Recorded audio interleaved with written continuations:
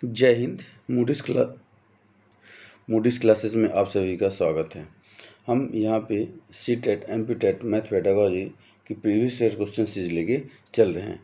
इससे पहले हमने 22 वीडियो अपलोड कर दिए हैं, तो कृपया आप हमारे प्लेलिस्ट में जाइए और सारे वीडियो देखिए। आपकी परीक्षा की दृष्टि से बहुत ही महत्वपूर्ण है। और इस सी-टेट के आपके फॉर्म भरने की डेट भी आपकी आ गई है, जो कि 17 सितंबर से चालू हो गई है और अगले 16 अक्टूबर तक चलेगी। और साथ ही आपका 1 या 15 दिसंबर को इसका एग्ज़ाम भी होने वाला है। तो कृपया अपनी तैयारी पूरी रखिए और सारे सीरीज देखिए और हमसे जुड़े रहिए। चलिए वीडियो को शुरू करते हैं। पहला क्वेश्चन क्या कहता है, 97 में कितनी इकाइयाँ हैं? इसमें 97 में कितनी इकाइयाँ हैं? देखिए, इसमें जब भी इकाई की बात करें तो इसमें इकाई कितनी है? 1 है। और दहाई कितनी है? 1 है। तो इसमें से 97 में कितनी इकाइयाँ हैं? 97 में कितनी इकाइयाँ हैं? देखिए, इसमें संख्या क्या है? 97 है। ठीक है, 97 क्या है? इसमें संख्या है। और इसमें इकाई कितनी है? इकाई की संख्या कितनी है? 1 है। बस 97 में कुल इकाई की संख्या कितनी होगी? तो इकाई निकालना है, तो 1 का भाग दीजिए, तो कितना आ गया? 97। ठीक है, तो ऑप्शन नंबर 3 आपका राइट हो गया। चलिए नेक्स्ट क्वेश्चन देखते हैं। सेकंड क्वेश्चन क्या कहता है, फर्श पर 1 से 200 तक की संख्या लिखी गई है। ठीक है, कोई फर्श है जिस पर संख्या लिखी गई है। 3 दोस्त चेंग, स्नेहा और सलीम संख्याओं पर कूदना शुरू करते हैं। ठीक है, 1 से 200 तक क्या लिखी हैं? संख्या लिखी हैं। और ये 3 दोस्त हैं, चेंग, स्नेहा और सलीम। इन संख्याओं पर कूदना शुरू करते हैं। चेंग 83 पर और प्रत्येक 7वीं संख्या पर कूदता है। मतलब 83 पर कूदा और इसके बाद प्रत्येक 7वीं पे कूदेगा। मतलब किस में कूदेगा? 90 पे कूदेगा, 97 पे कूदेगा, 104 पे कूदेगा। ऐसे ऐसे वो कूदता जाता है। ठीक है, स्नेहा 94 पर। ठीक है, मतलब स्नेहा 94 से शुरू करती है, तो और प्रत्येक 5वीं संख्या पर कूदती है। प्रत्येक 5वीं संख्या पर कूदती है तो मतलब क्या हुआ? 94 के बाद वो 99 पे कूदेगी। 99 के बाद क्या? 99 के बाद किस में कूदेगी वो? 104 पे कूदेगी। ठीक है, ऐसे क्या वो भी कूदती जाएगी, जंप करेगी। और सलीम 106 पर और प्रत्येक चौथी संख्या पर कूदता है। ठीक है, तो हम इसको नेक्स्ट पेज देखते हैं। कूदता है मतलब सलीम प्रत्येक चौथी संख्या पर कूदता है। तो ये सभी जिस समान संख्या पर कूदेंगे वे कौन संख्या होगी? मतलब सभी तीनों कौन सी एक संख्या है जिस पे वो सभी कूदेंगे। चलिए ये क्वेश्चन को नोट करिए, मैं नेक्स्ट पेज में आपको बताता हूँ। इसमें क्या बोल रहा है कि चेंग 83 पर कूदता है। चेंग 83 पर। ठीक है, फिर हर 7वीं संख्या पर कूदता है। तो 83, 90, 97, 104, 111, फिर 118, फिर 125, 132, 146, 153, 160, 167, क्योंकि 200 तक संख्या है ना। 174, 109 और 114, 174, 174,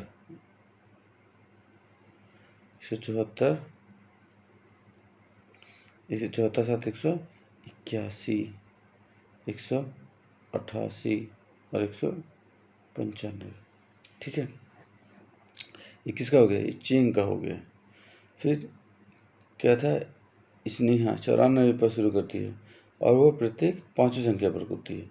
ठीक है, तो 94 के बाद क्या आ गया? 5वीं संख्या पे 99, 104, 109, 114, 119, 124, 129, 134, 139, 144, 149। नेक्स्ट पेज में लिखते हैं 154, 159, 164, 174, 64 के बाद 59।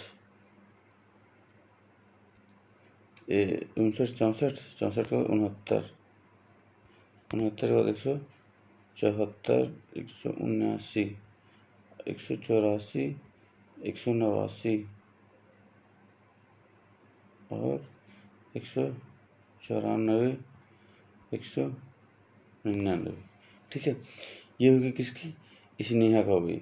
और सलीम सलीम कहाँ से कूदना चालू करता है, 106 से, और हर रोज चौथी संख्या पे कूदता है, तो क्या हो जाएगा, 110 114 सॉरी 114 118 122 126 130 130 ऐसे लिखता हूँ, 130 134 138 142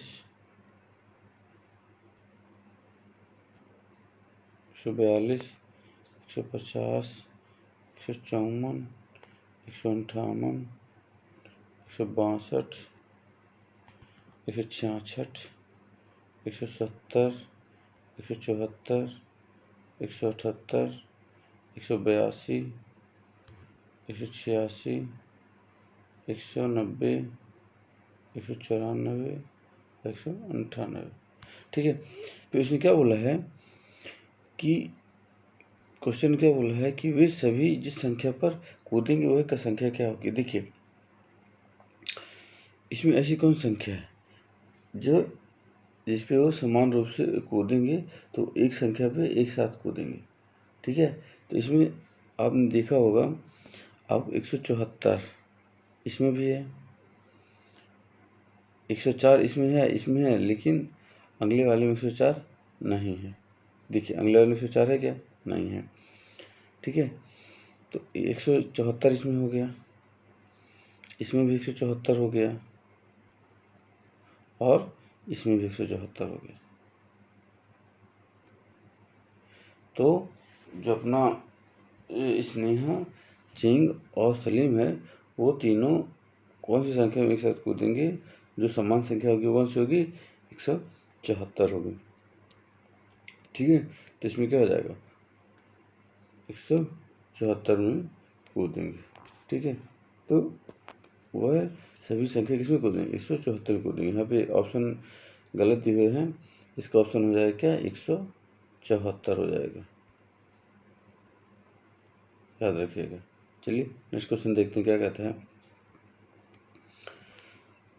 8 सेंटीमीटर लंबाई और 6 सेंटीमीटर चौड़ाई का एक आयत बनाने के लिए 2 सेंटीमीटर भुजा वाले कितने वर्गों की आवश्यकता होगी। ठीक है, क्या बोला है कि 8 सेंटीमीटर भुजा वाले, ठीक है, 8 सेंटीमीटर लंबाई और 6 सेंटीमीटर चौड़ाई का एक आयत बनाने के लिए 2 सेंटीमीटर भुजा चाहिए, मतलब भुजा क्या है, 2 सेंटीमीटर की। ठीक है, तो देखिए, जब भुजा 2 सेंटीमीटर की है तो 8 सेंटीमीटर लंबाई और 6 की आयत बनाने के लिए कितने वर्गों की आवश्यकता होगी। ठीक है, अगर हमें वर्गों की आवश्यकता नहीं तो सेंटीमीटर लंबाई का क्या है, 8 है, और वर्ग की प्रत्येक भुजा 2 है, तो इसे भाग देंगे तो कितना आ जाएगा, 4 आ जाएगा। इसी प्रकार चौड़ाई कितनी है, 6 है, और चूँकि वर्ग बनाना है तो इसका भाग देंगे कितना आएगा, 3 आ गया, तो 4 और 3, तो हमें वर्गों की संख्या निकालना है, तो 4 गुण 3 कितना आ जाएगा, 4 3 12। ऑप्शन नंबर 4 आपका राइट हो गया। ठीक है, इसमें आयत की लंबाई कितनी दी है, 8, और चौड़ाई कितनी दी है, 6, और वर्ग की प्रत्येक भुजा कितनी दी है, 2 सेंटीमीटर। 2 सेंटीमीटर वाले कितने वर्गों की आवश्यकता होगी, तो लंबाई चौड़ाई से पहले क्या कर लेंगे, उसकी भुजा के थ्रू निकाल लेंगे, कितनी आ गई, 4 आ गई और 3 आ गई, और क्या कर लेंगे, वर्ग की उसका क्या वर्गों की संख्या निकालना है, तो उसका गुणा कर देंगे, कितनी आ जाएगी, 12 आपका राइट आंसर होगा। चलिए नेक्स्ट क्वेश्चन देखते हैं। रीता ने 3 सेंटीमीटर 3 मीटर और 40 सेंटीमीटर की सबसे लंबी कूद लगाई। तनु दूसरे स्थान पर, उसकी कूद रीता से 20 सेंटीमीटर कम है। रिहाना तीसरे स्थान पर है और उसकी कूद तनु की कूद से 5 सेंटीमीटर कम है। रिहाना कितने सेंटीमीटर से पहले स्थान से चूक गई है। चलिए देखते हैं। देखिए, रीता द्वारा लगाई गई कूद की लंबाई कितनी है, 3 मीटर 40 सेंटीमीटर। टोटल कितना हो गया, 340 सेंटीमीटर, हम इसको सेंटीमीटर चेंज कर लिए, ठीक है। तनु द्वारा लगाई गई कूद की लंबाई, देखिए तनु दूसरे स्थान पर है, उसकी कूद की लंबाई कितनी है, 20 सेंटीमीटर कम है, किससे, रीता से। तो ठीक है, निकाल लेते हैं यहाँ पे। तो 340 थी रीता की, अब 20 उसने कम किया, कितना, 20। तो कितना हो गया इसका, 320 इसने कूदा, किसने, रीता ने, ठीक है। और रिहाना द्वारा तीसरे स्थान पर है और उसने कूद तनु की कूद से 5 सेंटीमीटर कम किया, ठीक है। ये कितना थी, ये 320 थी तनु, तो रिहाना ने 5 सेंटीमीटर कम कूदा, तो कितना हो गई, ये 315 हो गई। रिहाना कितने सेंटीमीटर से पहले स्थान से चूक गई, देखिए पहले स्थान के लिए कितना चाहिए, 340 चाहिए, और रिहाना कितना कूदी, 315, तो कितने सेंटीमीटर से चूक गई, मतलब 340 में 315 घटा दीजिए, कितना, 25 सेंटीमीटर। तो ऑप्शन नंबर आपका 3 राइट हो जाएगा। चलिए नेक्स्ट क्वेश्चन देखते हैं क्या कहता है। शिक्षक बच्चों को बताता है कि विश्व की सबसे ऊंची इमारत की ऊंचाई 882 मीटर है, ठीक है, बताता है कि 882 मीटर है। जगत उत्तर देता है, यदि हम एक के ऊपर एक अपनी कक्षा को लगाएं तो पूरी 120 कक्षाएं इस इमारत में ढक देंगी। जगत की कक्षा की ऊंचाई कितनी होगी, बस कुछ नहीं, 828 में 109 का भाग 120 है, सॉरी 120 से भाग दीजिए 828 में, बस आपका क्या आ जाएगा, आपका आंसर आ जाएगा, कितना आ जाएगा, यह जाएगा 106, तो 6.9 मीटर आ जाएगा। चलिए नेक्स्ट क्वेश्चन देखते हैं, आपका ऑप्शन नंबर क्या आंसर आएगा, 4। नेक्स्ट क्वेश्चन देखते हैं, इनमें से कौन सा शब्द आधा घुमाने पर भी वही पढ़ा जाएगा। देखिए हम आधा घुमाने का मतलब क्या है, 180 डिग्री घुमाएंगे, ठीक है। आधा घुमाने से मतलब कितना, 180 डिग्री घुमाने से मतलब, ठीक है। तो सभी संख्या को चलिए 180 डिग्री घुमा के देखते हैं। देखिए अगर जूम को घुमाएंगे आप 180 डिग्री तो क्या मिलेगा आपको, MOOZ, तो क्या वो सेम नहीं है, सेम को घुमाने क्या पड़ेगा,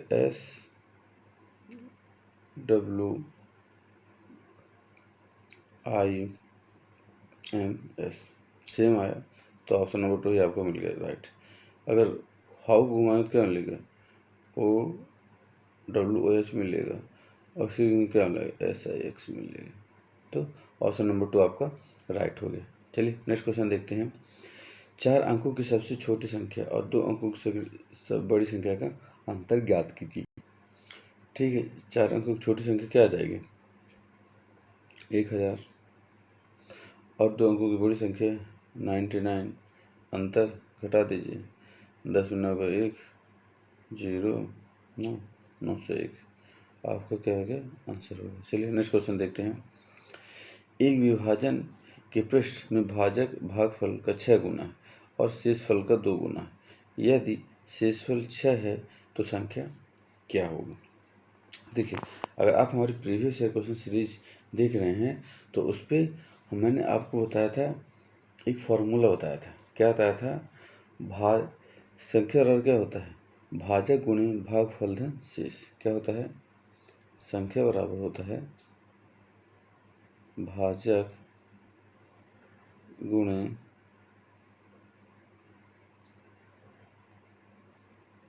भागफल, भाजक गुणे भागफल धन शेष, संख्या और क्या होता है, भाजक गुणे भागफल धन शेष, इसको आप याद रखिएगा। तो कितना दिया गया है, भाजक भागफल का 6 गुना है, ठीक है, भाजक जो है भागफल का 6 गुना है और शेषफल का 2 गुना है। यदि शेषफल 6 है तो संख्या क्या होगी, चलिए अगले पेज सॉल्व करते हैं। क्या था, भाजक भागफल का 6 गुना था, ठीक है, और शेषफल कितना था, 6। तो देखिए पहले हम लिखते हैं शेषफल, शेषफल कितना है, 6। हम पीछे से हमेशा क्वेश्चन को सॉल्व करेंगे, ऐसे क्वेश्चन में पीछे सॉल्व करेंगे जो जिसका गुना बढ़ता जाएगा। तो शेषफल कितना, 6 है, तो शेषफल किसका दुगुना है, भाजक का। भाजक क्या है, भाजक जो है भागफल का 6 गुना और शेषफल का 2 गुना है, ठीक है।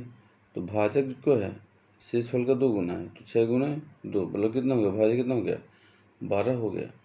और जो भागफल का और जो भाजक है, भागफल का 6 गुना, तो भागफल क्या जाएगा, भागफल क्या आ जाएगा, भागफल आ जाएगा 12/6, 12 कितना हो गया, 2 गुना, 2 गुना आ गया ना। देखिए हमें शेषफल जो भाजक है शेषफल का 2 गुना है, ठीक है, 2 गुना मिल गया। और भागफल का 6 गुना है, भागफल का 6 गुना है, तो देखिए 6 गुना, जैसे गुना करेंगे तो क्या है, 12 जाएगा ना, तो क्या है, हमें 6 गुना करने के लिए 6 का भाग 8 से भाग देना पड़ेगा, तब तो होगा ना, तो मतलब भागफल संख्या कितना होगी, 2 होगी, तब तो 6 गुना होगा, ठीक है। तो संख्या क्या आएगी, बस सॉल्व कर लीजिए, तो हमको मिल गया शेषफल 6 मिल गया, भाजक 12 मिल गया और भागफल 2 मिल गया, बस क्या कर देंगे, गुणा कर देंगे। चलिए नेक्स्ट क्वेश्चन करते हैं। तो संख्या और क्या होता है, भाजक गुणे भागफल धन शेष, 12 24, 24 36, 30 आपका राइट आंसर हो गया। चलिए तो आपका क्या है, यहाँ पे 30 ऑप्शन है, यस 30 ऑप्शन है, तो आपका ये आंसर हो गया ऑप्शन नंबर 1। चलिए नेक्स्ट क्वेश्चन देखते हैं क्या कहता है। देखिए अनीस मेले में क्या करता है, एक पूरी बाल्टी नींबू बनाता है, ठीक है, बेचने के लिए। उसके पास एक बाल्टी और एक छोटा गिलास है, ठीक है ना, एक बाल्टी है और एक छोटा गिलास है, ठीक है, और एक बड़ा गिलास है, एक बाल्टी, एक छोटा गिलास और एक बड़ा गिलास, ठीक है, मतलब उसके पास 3 बर्तन है, ठीक है, जिसमें क्रमशः है, मतलब एक बाल्टी में कितना आता है, बाल्टी में कितना आता है, 20 लीटर, छोटे गिलास में कितना आता है, 250 मिलीलीटर, और बड़े गिलास में कितना आता है, और बड़े गिलास में कितना आता है, नींबू बना सकता है। यदि अनीस ने मिले में 45 छोटे गिलास और 21 बड़े गिलास नींबू पानी बेचता है, तो बाल्टी में कितना नींबू पानी बचा। चलिए यहाँ पे अब इसको ध्यान रखते हैं, क्या बोल रहा है कि, और देखिए यहाँ पे आपका क्वेश्चन में मिस्टेक है। देखिए यहाँ पे एक गिलास, छोटे गिलास और बाल्टी का तो दिया है, लेकिन उसने क्या बड़े गिलास की धारता नहीं दी है। यहाँ पे बड़े गिलास की धारता क्या हो जाएगी, 400 मिलीलीटर हो जाएगी। तो क्या है, बड़ी धारता 400 मिलीलीटर होगी। तो 45 छोटे गिलास और 21 बड़े गिलास, तो ठीक है आप सॉल्व कर लीजिए। देखिए बाल्टी में टोटल कितना पानी आता है, 20 लीटर, मतलब उसको 20,000 लिख सकते हैं, क्योंकि 1 लीटर हो गया आ जाता है 1000 मिलीलीटर, ठीक है। छोटे गिलास में कितना आता है, 45 गिलास 250 मिलीलीटर, तो क्या करना है, 45 छोटी गिलास है ना, तो टोटल कितना हो जाएगा, यह आ जाएगा 11,250 मिलीलीटर। और बड़ा गिलास है जो उसकी कितना है, 21 बड़े गिलास है, और उसमें कितना आता है, 400 आता है। अब वहाँ पे क्वेश्चन सुधार लीजिएगा, तो कितना आ जाएगा, 8400 आ जाएगा। ये 21 को 84, टोटल कितना है, 20,000 है। और हमने बाल्टी में इतना नींबू जब मात्रा है, तो इन दोनों को ऐड कर दीजिए, तो क्या पूछा है, तो बाल्टी में कितना नींबू पानी बचेगा इतना गिलासों में डालने के बाद। तो ये टोटल कितना हो गया 8400 और 11,250 कितना हो गया, ये 19,650 हो गया। बस तो अब बाल्टी में कितना पानी बचेगा, नींबू पानी बचेगा 350 मिलीलीटर बचेगा। इसको इससे घटा दीजिए, 19,650 को 20,000 से घटा दीजिए, तो 350 मिलीलीटर आपका पानी शेष बचेगा। तो ऑप्शन नंबर इसमें आपका आ जाएगा, ऑप्शन नंबर 3 आपका राइट। चलिए नेक्स्ट क्वेश्चन देखते हैं क्या कहता है। 2 - 2 + 2 - 2 + 2 - 2, थोड़ा सा सर्दी हो गई तो गले में गला बैठा हुआ है, तो आवाज़ थोड़ा आपको शायद स्लो समझ में आएगी। डैश डैश डैश n का मान क्या है। चलिए देखते हैं क्या बोल रहा है। 0 कब आएगा, जब n एक सम संख्या है, ठीक है। देखते हैं 0 2 - 2 = 0, ठीक है। ये ऑप्शन तो पहला सही दिख रहा है, लेकिन हम दूसरा ऑप्शन देखते हैं कि 2 कब होगा, जब n एक सम संख्या है, नहीं, दो सम संख्या में क्या हो रहा, नहीं हो रहा, तो ऑप्शन नंबर 2 गलत हो गया। -2 जब n एक विषम संख्या है, देख ही लेते हैं। 2 - 2 + 2, तो 2 से 2 कैंसिल हो गए, तो कितने में +2 आ गया, तो ये भी ऑप्शन गलत हो गया। -2 को जब एक विषम संख्या है, तो विषम संख्या लिए ना, 1 2 3 लिए, ऑप्शन नंबर 3 में गलत हो गया। 0 जब n विषम संख्या है, 0 विषम संख्या में 2 आ रहा, +2 आ रहा, तो ऑप्शन नंबर 3 भी गलत, 4 भी गलत हो गया, तो ऑप्शन नंबर D आपका सही हो गया। चलिए नेक्स्ट क्वेश्चन देखते हैं क्या कह रहा है।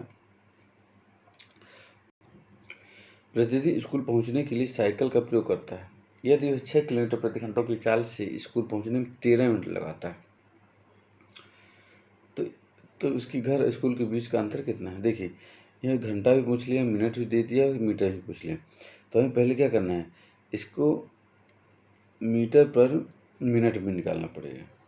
क्यों? क्योंकि मीटर में दिया है, घंटे को किस में चेंज करना पड़ेगा, घंटे को मिनट में और किलोमीटर को मीटर में।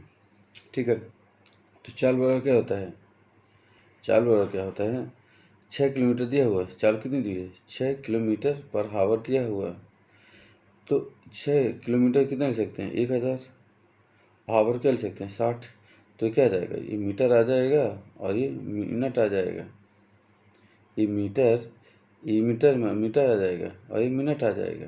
ठीक है, 6 0 कैंसिल, 6 से क्या आ जाएगा कैंसिल, तो क्या आ जाएगा, नेक्स्ट पेज लिखते हैं, यह आ जाएगा 100 मीटर पर मिनट। ठीक है, अब क्या बोला है कि 13 मिनट में पहुंच जाती है, पहुंचती है 13 मिनट में, तो चाल बराबर क्या होता है, दूरी बटे समय। चाल कितनी है अपनी, चाल कितनी है, 100 है, और 13 मिनट पहुँचते मतलब दूरी हमको निकालना है, दूरी बटे समय, समय कितना है 13, तो 13 का इधर क्या हो जाएगा, गुणा हो जाएगा, तो 100 गुणे 13, तो क्या आएगा 1300 मिनट, सॉरी मीटर, क्योंकि दूर निकालना है ना, तो 1300 मीटर आ गया। तो ऑप्शन नंबर क्या आएगा आपका, ऑप्शन नंबर 4 आपका राइट आंसर हो जाएगा। चलिए नेक्स्ट क्वेश्चन देखते हैं क्या कहता है। 1 मीटर, क्या पूछा है, 1 मीटर का 3/4 बराबर है। ठीक है, 1 मीटर और क्या होता है 100 सेंटीमीटर, क्योंकि इसमें क्या सेंटीमीटर बोल रहा है, 1 मीटर और 100 सेंटीमीटर, तो मतलब 100 से, तो 1 मीटर का 3/4, तो मतलब इसका 3/4, 3/4 कितना हो जाएगा 25 नहीं 75 सेंटीमीटर। नेक्स्ट क्वेश्चन देखते हैं। राष्ट्रीय पाठ्यक्रम रूपरेखा 2005 का विचार है कि विद्यालय में गणित उस स्थिति में होता है जहां, राष्ट्रीय पाठ्यक्रम रूपरेखा 2005 क्या विचार रहता है कि विद्यालय में गणित उस स्थिति में होता है जहां, पहला क्या बोल रहा है, जहां छात्र प्रश्नों का हल पेपर पेंसिल तकनीक से करने में सक्षम हो। दूसरा बोलता है सूत्र और कार्य विधियों पर ध्यान केंद्रित करते हुए छात्र गणित पढ़ रहे हैं। तीसरा क्या बोलता है, छात्र गणित को अपने जीवन के अनुभवों के भाग जैसा देखते हैं तथा वे अर्थपूर्ण प्रश्नों को हल करते हैं। चौथा क्या बोल रहा है कि गणित की परीक्षा में छात्र सफलतापूर्वक प्रदर्शन करते हैं। देखिए, जो राष्ट्रीय पाठ्यक्रम 2005 की रूपरेखा के अनुसार जो होता है, विद्यालय में गणित ऐसी स्थिति में होती है जहां छात्र गणित को अपने जीवन के अनुभवों के भाग जैसा देखते हैं तथा वे अर्थपूर्ण प्रश्नों को प्रस्तुत और हल करते हैं। तो इसमें क्या हो जाएगा आपका ऑप्शन नंबर 3 राइट हो जाएगा। ठीक है, क्योंकि जो रूपरेखा है, पाठचर्या रूपरेखा 2005, वो बच्चों के जीवन के अनुभवों के जैसा गणित को दिखती है और उसके अर्थपूर्ण प्रश्नों को प्रस्तुत और हल करने में सहायता करता है। चलिए तो नेक्स्ट देखते हैं क्या कह रहा है। गणित के शिक्षण और अधिगमन में प्रौद्योगिकी के प्रयोग के बारे में निम्नलिखित में से कौन सा सही है। देखिए, प्रौद्योगिकी गणित क्या है कि गणित के शिक्षण और अधिगमन में प्रौद्योगिकी के प्रयोग के बारे में निम्नलिखित में से कथनों में से कौन सा सही है। तो पहले क्या बोलता है, प्रौद्योगिकी का उपयोग गणित के अध्यापक के महत्व को कम कर देता है। पहला बिल्कुल गलत है कि क्योंकि उसकी प्रयोग को थोड़ी ना कम करेगा। पहला आपका क्या है, सही नहीं है। दूसरा बोलता है प्रौद्योगिकी गणित नहीं है, यह केवल गणित को करने की एक विधि है। बिल्कुल सही है। देखिए, प्रौद्योगिकी क्या है, गणित नहीं है, यह गणित को हल करने की एक विधि है। यह कथन गणित के शिक्षण और अध्ययन में प्रौद्योगिकी के प्रयोग के बारे में बिल्कुल सही है। तीसरा क्या बोलता है, प्रौद्योगिकी के प्रयोग के कारण छात्र पर्याप्त प्रश्नों का अभ्यास नहीं करते। बिल्कुल गलत, ये भी सही नहीं है। कौन सा सही है। चौथा क्या बोलता है, प्रौद्योगिकी के प्रयोग से गणित के अन्वेषण और खोज का क्षेत्र कम हो जाता है। ये भी गलत है। चलिए नेक्स्ट क्वेश्चन देखते हैं क्या कहता है। एक शिक्षिका अपने छात्रों को विभिन्न भुजाओं के माप वाले वर्गों के कट आउट देती है। ठीक है, देखिए ऐसे क्वेश्चन क्या होते हैं, थ्योरेटिकल भी होते हैं, इनको आपको समझना पड़ता है। तो क्या बोलता है, तो वह है उनको ग्राफ पेपर और वर्गों को रेखांकित करने और रेखांकित वर्ग खानों को गिनने के लिए भी कहती है। साथ ही छात्रों को उनके द्वारा रेखांकित किए गए खानों की संख्याओं और भुजाओं की लंबाई के बीच के संबंध को स्थापित करने के लिए कहती है। निम्नलिखित विधियों में से कौन सी विधि का उपयोग अध्यापिका ने किया होगा। देखिए, जब भी ऐसी जानकारी दी गई होती है तो हम जब इसकी प्रैक्टिस करेंगे तो हमें ऐसे क्वेश्चन याद होते हैं। तो इसमें कौन कौन सी विधि दी गई है, आगमनात्मक, व्याख्यान, निगमनात्मक और प्रयोगात्मक विधि। देखिए, इसमें जब भी ऐसी बातों का प्रयोग किया है कि ग्राफ पेपर के द्वारा हम वर्गों को रेखांकित करके रेखांकित वर्ग खान खींचते गिनते हैं, तो जब भी हमें छात्रों को ऐसा करने के लिए कहा जाता है कि रेखांकित किए खानों की संख्या और भुजाओं की लंबाई के बीच में संबंध स्थापित करना होता है, तब ये हमेशा आगमनात्मक विधि का प्रयोग करता है। तो जो उपरोक्त जानकारी है, यह स्पष्ट है कि शिक्षक आगमनात्मक विधि का प्रयोग किया हुआ है। ठीक है, देखिए आगमनात्मक विधि कौन सी विधि होती है, जिसमें विशेष तथ्यों और घटनाओं के अवलोकन और विश्लेषण द्वारा सामान्य नियम या सिद्धांत बनाए जाते हैं। ठीक है ना, मतलब ये ऐसी विधि होती है कि जिसमें घटनाओं के अवलोकन किया जाता है और विश्लेषण द्वारा उसके समान सिद्धांतों को वर्णित किया जाता है। ठीक है, तो इसमें आपका ऑप्शन नंबर पहले राइट आंसर होगा। चलिए नेक्स्ट क्वेश्चन देखते हैं। बोल रहा है, जीन पियाजे द्वारा दिए गए ज्ञान के क्षेत्रों में निम्नलिखित तथ्यों में से कौन सा कथन सही है। देखिए, जीन पियाजे ने ज्ञान के क्षेत्र में कौन से कथन दिया है। पहले क्या होता है, संख्याएं भौतिक ज्ञान में आती हैं क्योंकि बच्चे संख्याओं को वस्तुओं की गणना से संबंधित करके सीखते हैं। ठीक है, तो जीन पियाजे द्वारा दिए गए ज्ञान के क्षेत्रों में से कौन सा कथन सही है। पहला क्या होता है, संख्याएं भौतिक ज्ञान में आती हैं क्योंकि बच्चे संख्याओं को वस्तुओं की गणना से संबंधित करके सीखते हैं। दूसरा क्या होता है, संख्याएं सामाजिक परंपरागत ज्ञान से आते हैं क्योंकि बच्चे इन्हें वास्तविक दुनिया के अनुभव से सीखते हैं। और तीसरा क्या बोलता है, संख्याएं तर्क संगत गणितीय ज्ञान में आती हैं क्योंकि संख्या वे संबंध हैं जिनकी संख्या बच्चा मन में करता है, जिसकी रचना बच्चा मन में करता है। बिल्कुल सही है। देखिए, जो संख्याएं होती हैं तर्क संगत गणितीय ज्ञान में आती हैं। ठीक है, इस चीज़ को आपको याद रखना है। तो जब भी जीन पियाजे को किसी विज्ञान के क्षेत्र में कथनों के बारे में वर्णन करेगा तो उसे तर्क गणितीय ज्ञान का क्या अवधारणा होगी। ठीक है, तो ऑप्शन नंबर 3 आपका राइट होगा। चलिए नेक्स्ट क्वेश्चन देखते हैं। 10 वर्ष बाद उसकी आयु 6 वर्ष पूर्व की आयु की 5 गुनी हो जाएगी। मनीषा की वर्तमान आयु क्या है। ठीक है, 10 वर्ष बाद मैं मान लेता हूँ कि मनीषा की वर्तमान आयु क्या है, एक्स। वर्तमान आयु मान ली क्या है, एक्स। ठीक है, 10 वर्ष बाद मनीषा की आयु क्या हो जाएगी, एक्स प्लस 10 हो जाएगी। बिल्कुल हो जाएगी। और 6 वर्ष बाद मनीषा की आयु, और 6 वर्ष बाद मनीषा की आयु, 6 वर्ष बाद नहीं, क्या बोला है, 10 वर्ष बाद मनीषा की, 6 वर्ष पूर्व, और 6 वर्ष पूर्व क्या हो जाएगी, 6 वर्ष पूर्व एक्स माइनस 6 हो जाएगी। ठीक है, तो 6 वर्ष पूर्व मनीषा की आयु की 5 गुनी हो जाएगी। 6 वर्ष पुरुष की आयु 5 गुनी हो जाएगी, मतलब कितनी गुनी हो जाएगी? 5 गुनी हो जाएगी। किससे? मतलब उसके 10 वर्ष पहले आया से इसको ऐसे समीकरण बना सकते हैं। नेक्स्ट पेज में बनाते हैं। प्रश्नानुसार कैसे आ जाएगा? x माइनस 6 5 बराबर x प्लस 10। बस इसको सॉल्व कर लीजिए। कितना आ जाएगा? 5x minus 30 equal to x plus 10।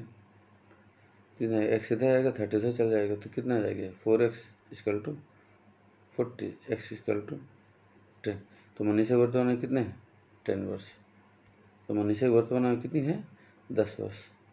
आपका ऑप्शन नंबर 4 राइट हो जाएगा। देखिए जैसे क्वेश्चन बोलता है वैसे आपको समीकरण बना लेना है, ठीक है। चलिए नेक्स्ट क्वेश्चन देखते हैं। एक प्रारंभिक विद्यालय के गणित के अध्यापन के निर्णय किया है कि वह ज्यामितीय आकृतियों पर एक इकाई योजना बनाएंगे। देखिए यहाँ पे ज्यामितीय आकृतियाँ पूछ लिया, मतलब किसका? ये वैन हेले की आकृति पूछ ली गई। ठीक है, जब भी ज्यामितीय आकृतियों की बात कही है तो आप समझिए कि वैन हेले के बात से संबंधित क्वेश्चन पूछ रहा है। तो बनाए जिसमें निम्न प्रत्याशित अधिगम परिणाम लिखिए।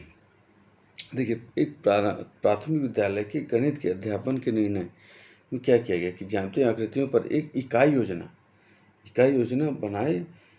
बनाएंगे। उनमें निम्न प्रत्याशित अधिगम परिणाम लिखिए।